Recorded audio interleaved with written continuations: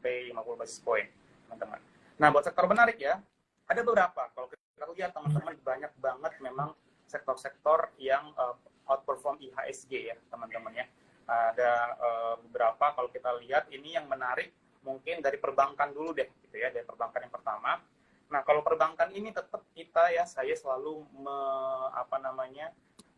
encourage ya, mendorong teman-teman untuk mencari saham-saham berfundamental bagus. Cara lihatnya gimana, teman-teman? Perhatiin income-nya. Ya, apalagi ini sudah semester 1 udah lewat ya. Sebanyak banget sudah perusahaan yang merilis laporan keuangan. Gitu, merilis laporan keuangan, labanya, asetnya gitu. Kalau di perbankan, tetap yang pertama teman-teman bisa perhatikan BBC ataupun BMRI ya. Nah, BBC ini labanya naik tadi 34%, BMRI 25%.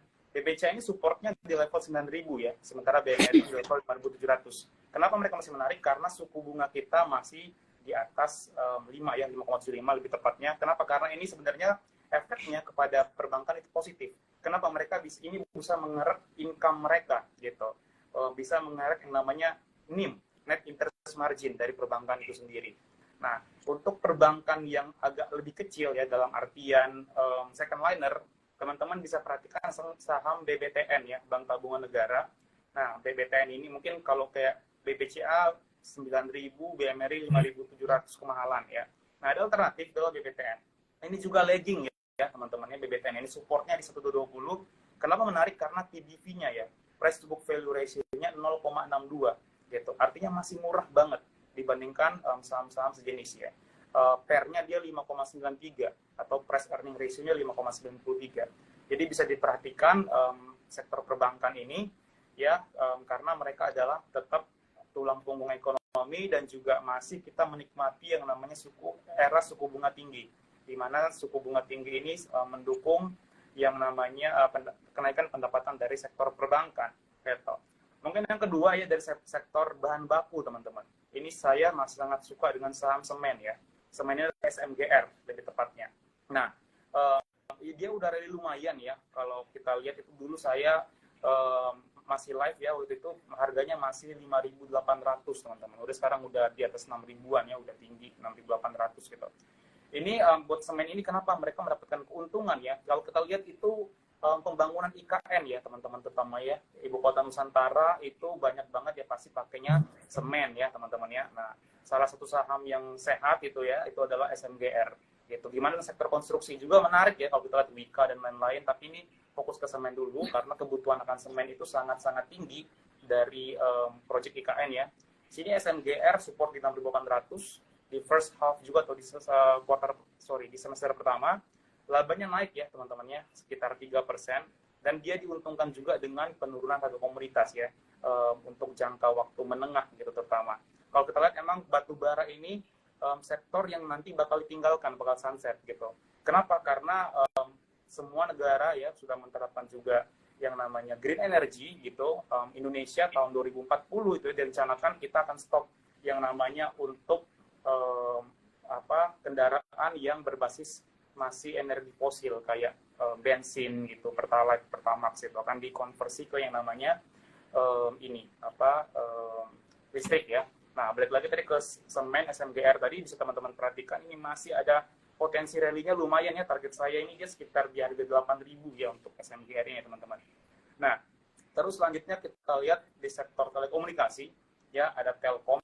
Telkom saham blue chip yang mengalami downtrend ya. Dia sempat turun lumayan ya, dan sekarang support di 3650. Teman-teman yang suka blue chip ya, blue chip itu belinya harus di bawah, jangan belinya ketika di atas, terutama saham-saham seperti Telkom ini gitu. Mungkin pada ingat dulu Telkom rally sampai 4.500 gitu. Kalau belinya di 4.500 ya sekarang ya gigit jari juga ya, udah di 3.000-an gitu, 3.600, 3.700 gitu. Ini juga bisa teman-teman perhatikan, Telkom pendapatannya naik sekitar 2%-nya tipis. Memang pendapatannya naik tapi harga sahamnya turun gitu. Jadi secara valuasi oke. Gitu. Nah, terus ada beberapa sektor lagi ya teman-teman ya. Ini saat saya bakal tunjukin, ini ada sektor retail ya. Sektor retailnya ada saham ERA teman-teman. ERA Jasa Sembada. Ini apa katalisnya? Katalisnya itu adalah biasa ya, ERA ini adalah dia distributor dari iPhone ya teman-teman, ini iBox gitu. Nah, tiap tahun Apple itu merilis yang namanya iPhone baru gitu ya. Ini di set bakal iPhone 15 gitu teman-teman. Dan ini biasanya ini menjadi katalis yang bagus buat Era yang juga secara teknikal saat ini berada pada area support. Level supportnya ada di level 470 untuk Era ini, di mana pendapatan mereka di di semester pertama tahun 2023 itu naik sebesar 23,5%. Ini bisa teman-teman perhatikan untuk saham Era. Nah, terus sektor selanjutnya itu yang bakal saya bahas adalah di sektor otomotif, teman-teman ya. Otomotif. Nah, kita sempat lihat ada saham yang naiknya kenceng banget. Itu adalah Auto, teman-teman. Ya, Auto dan juga Dharma ya. Nah, di sini ada satu lagi juga IMAS ya. Nah, IMAS ini di di semester pertama, maksud saya semester pertama, itu naik 20,76% ya dari labanya. Dengan level support sekarang 175 ya, ini potensi dia udah bikin base, teman-teman. Mungkin pada ingat IMAS dulu naiknya tiap hari naik ya, hijau terus kalau kita lihat candle-nya secara technical gitu, dan sekarang dia udah di area support. Bisa teman-teman perhatikan ya. Kenapa otomotif masih menarik? Karena daya beli masyarakat sudah bertumbuh, teman-teman ya, dan juga kita bisa amatin dari indeks keyakinan konsumen seperti itu. Untuk lebih beresiko, teman-teman bisa perhatikan saham sektor digital ya. Sektor digital ini memang banyak saham-sahamnya yang masih lagging ya, bukan lagging lagi, malah yang downtrend gitu, yang dulu sempat naik tinggi kencang. Contoh kayak WIRG, sini kita lihat WIRG. Nah, WIRG ini ya, meskipun dia udah turun lumayan ke 100-an, dia labanya naik, teman-teman ya. Di kuartal pertama naik sebesar 77%. Ini bisa teman-teman perhatikan juga secara teknikal, dia ini lagi bikin pola konsolidasi ya, dari continuations. Teman-teman bisa perhatikan supportnya di 130. WIRG ini saham digital, kalau kita lihat dia belum terlalu naik hari ini. Hari ini sebenarnya pengen ngomong buka, teman-teman, tapi buka udah naik lumayan gitu ya. Jadi bisa teman-teman koleksi nanti ketika dia koreksi ya, buka lapak seperti itu. Jadi itu bisa teman-teman perhatikan. Kenapa? Karena sebenarnya mereka kemarin jatuh karena apa sih sektor digital? Karena yang namanya itu kenaikan suku bunga ya, agresif banget. Apalagi the Fed naikin tuh sampai belasan kali, teman-teman, di Amerika Serikat, yang menekan yang namanya sektor teknologi gitu, dan berimbas ke Indonesia juga. Jadi mulai sekarang the Fed sudah semakin nggak terlalu agresif lagi, sudah mulai mencapai puncak gitu ya. Jadi sektor teknologi bisa teman-teman pertimbangkan, karena yang namanya itu untuk cost efisiensinya bisa ditekan dengan suku bunga yang mulai stabil seperti itu. Oke, jadi itu beberapa saham ya. Nah, bagaimana dengan sektor komoditas? Nah, ini menarik ya, komoditas, teman-teman ya. Mungkin masih pengen nanya, masih bisa masuk nggak kayak saham batu bara gitu, atau minyak atau yang lain gitu. Nah, kalau kita lihat mereka udah rally kemarin ya. Apalagi batu bara tahun lalu itu rally-nya udah banyak banget kayak gitu. Jadi saya cenderung agak lebih shift ke saham yang belum rally, teman-teman ya. Itu adalah di sini saya sukanya adalah saham sektor nikel gitu. Nah, saham sektor nikel ini kenapa? Karena tadi tahun 2040 pemerintah itu menargetkan semuanya itu adalah sudah berdasarkan energi listrik ya, green energy seperti itu. Di sini yang tentu yang kita sangat harapkan ya, itu adalah Antam ya, yang kita perhatikan, ANTM. Karena kenapa? Karena dia masih nggak kemana-mana harga sahamnya ya, masih di support bawah. Sementara saham saingannya seperti NCKL atau MBMA gitu ya, udah lumayan gitu. Itu kalau kita amatin, Antam ini level supportnya 1925 dengan laba naik 23,8%. Gitu. Jadi sektor komoditas jagoan saya di sektor nikel, teman-teman. Gitu. Kenapa nggak dinilai di batu bara lagi gitu? Karena mereka udah rally. Jadi bisa buat trading aja untuk saham-saham itu. Tapi kalau untuk yang hold yang agak jangka panjang, bisa teman-teman perhatikan saham sektor nikel ataupun turunannya ya, atau temennya gitu, seperti sektor timah itu ada saham TINS, itu juga punya pemerintah. Itu kurang lebih Mbak Wulan ya untuk saham-sahamnya. Oke, ini tadi melanjutkan ya Mas. Tadi kan ini kita ngobrolin tentang sektor nih. Ini ada juga pertanyaan yang masuk nih dari Geraldino Mahendra. Selamat siang, bagaimana kondisi sektor consumer setelah isu Pilpres? Apakah meningkat?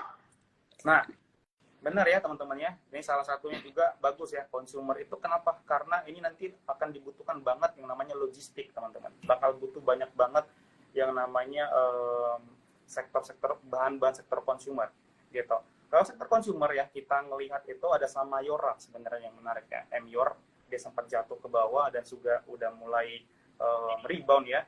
Mayora gitu. Kalau Unilever gimana? Unilever juga secara teknikal oke, cuman secara fundamental mereka ini masih belum terlalu bangkit ya. Jadi masih kalah kalau kita bandingkan dengan yang namanya Mayora seperti itu. Nah, untuk yang Pilpres ini memang mendatangkan banyak banget ini teman-temannya berkah kepada sektor-sektor yang terkait gitu, seperti tadi consumer dan juga yang tadi sempat kita mention itu adalah saham yang namanya kertas gitu ya, Tekim, INKP yang sudah mulai rally seperti itu. Jadi Pilpres bakal butuh banyak dana, cuman yang paling berpengaruh itulah nanti ke sektor ini ya, yang tadi kita lihat kertas, Tekim, INKP gitu. Untuk consumer, logistiknya juga bakal penuh gitu, karena mereka bakalan kampanye ya, Capres bakal kampanye, bakal banyak mengadakan event-event juga, dan itu dibutuhkan yang namanya bahan-bahan di sektor konsumsi, seperti itu. Oke, baik. Ini ada nih selanjutnya lagi tentang ini dari Amertai Siva.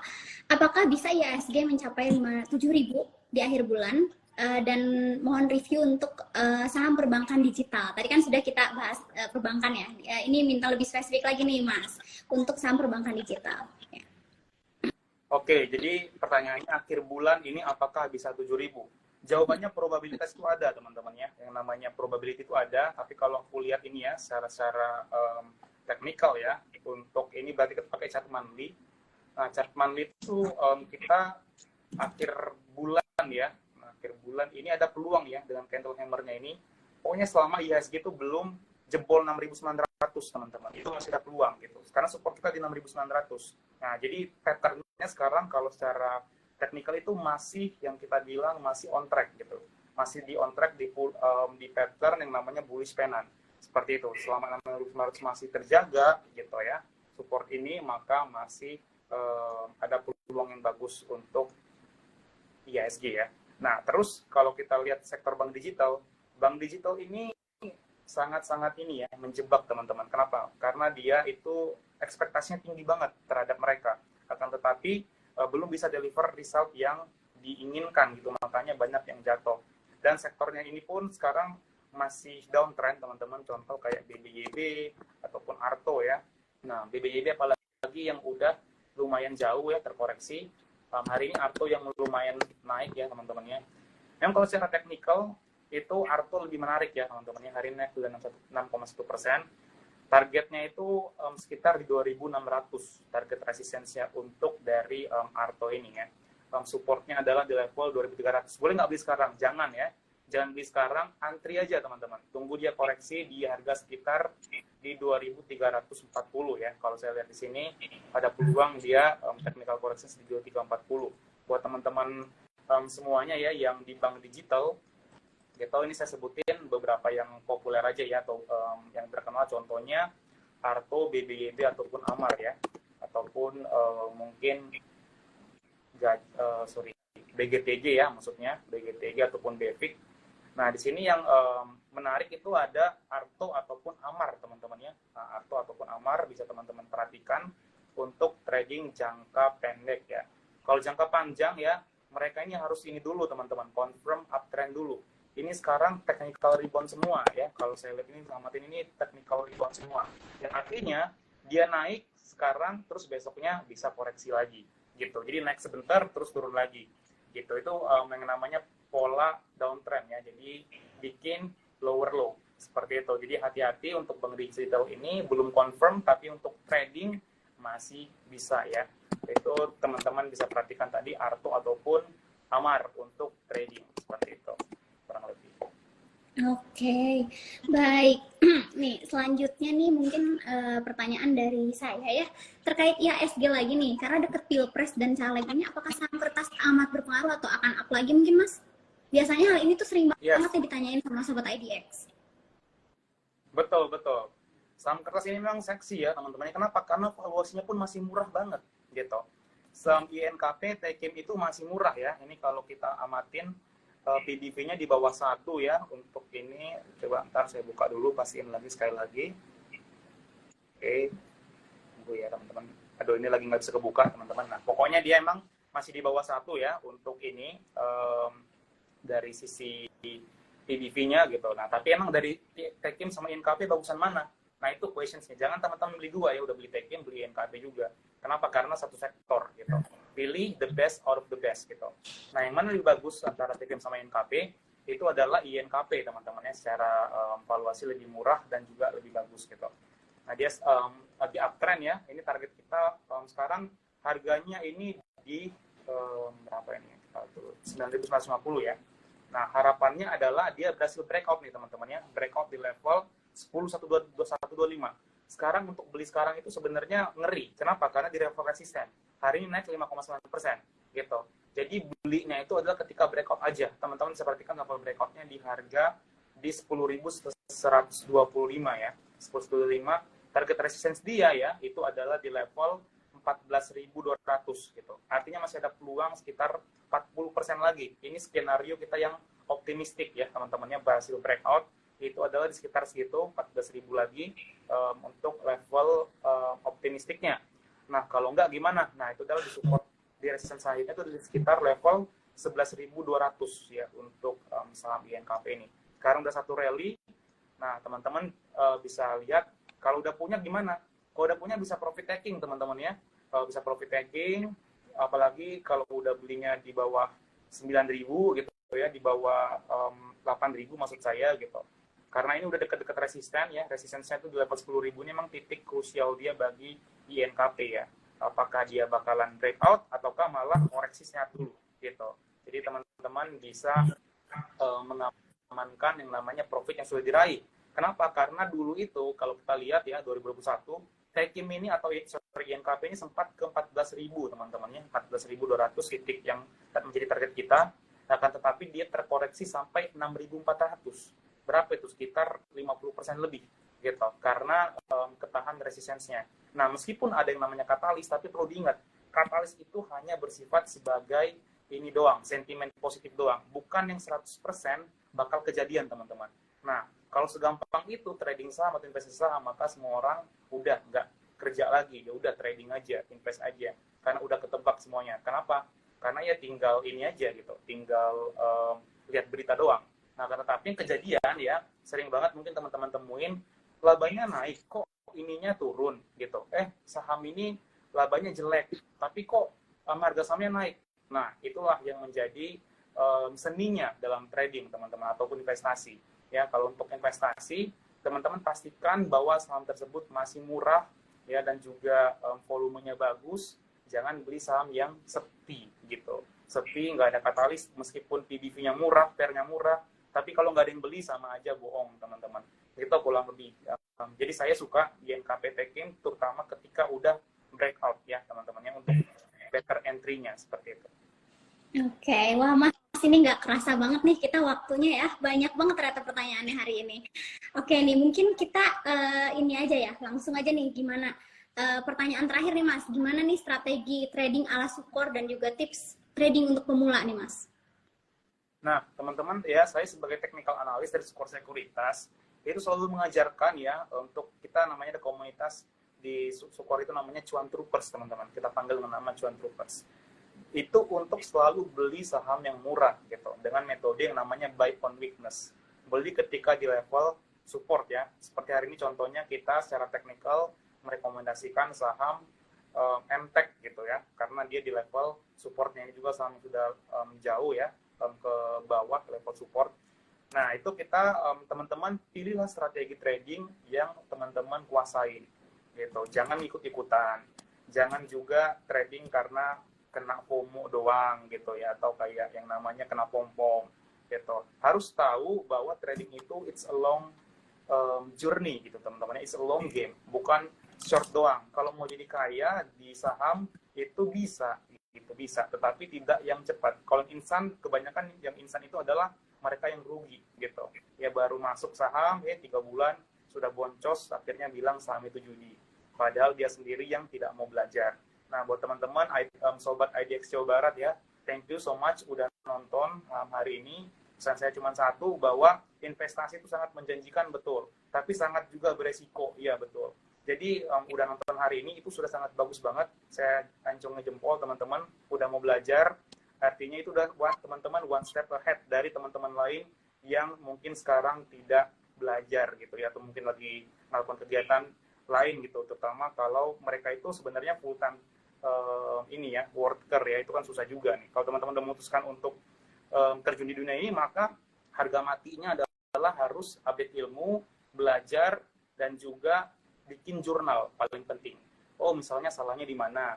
Oh, misalnya cuan itu bukan karena kebetulan.